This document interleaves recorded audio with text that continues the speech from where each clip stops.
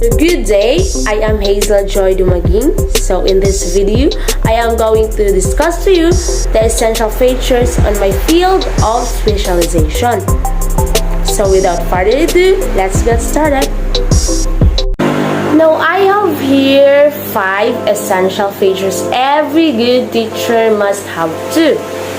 So not everybody can be a good teacher. So one needs to have a good passion to deliver the best them to be a good teacher. Along with passion, here are the other essential qualities a great teacher must possess. So first, we have communicate clear objectives.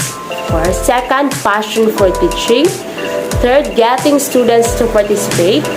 Fourth, prepare lecture in advance. Fifth, managing the course. We have communicate clear objectives. Of course, if your students don't know the objectives of your course right from your very first lecture, you cannot claim to be a good teacher. Making the course objectives clear is important because it gives direction to the students. They can know in advance what they would be expecting from their next lesson. Second, we have passion for teaching. As mentioned before, passion is the role criterion for whether a person is a great teacher or not. Only the passionate teachers go to the extra mile to make sure they have delivered their best and that their students have learned the most they could.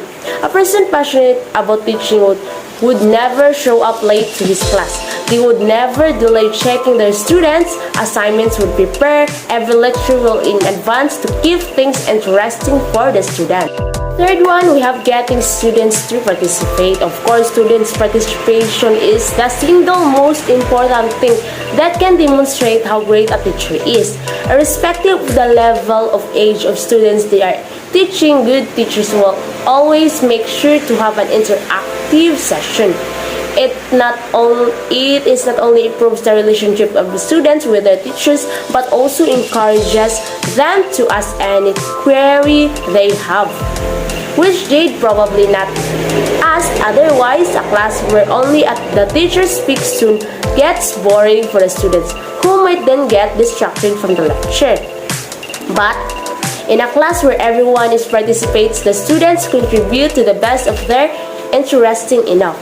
There is no need to take away from smartphones of your students if you can keep your class engaging and interactive at all times. Fourth, we have prepare lectures in advance. No matter how expert you're at your subject, you cannot give a great lecture unless you prepare it well in advance. There is no need to knowledge, and with a rapidly changing world around us, you can never be sure if your knowledge is update to update. That's why it's much better to spare a few minutes to prepare your next lecture than to get embarrassed in front of your students, right?